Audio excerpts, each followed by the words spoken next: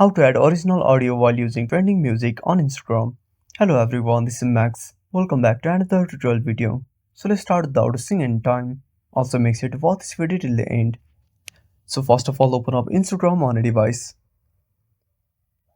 Now go to the Reels icon. Now select any music. Tap on the music icon. Now simply tap on use audio. Now tap on the gallery icon. Now select a video with audio. Now at the bottom left menu, simply tap on edit video. Now select the first clip. Now simply unmute the video. If you want to adjust the music volume, select the music, tap on volume. Now adjust the volume.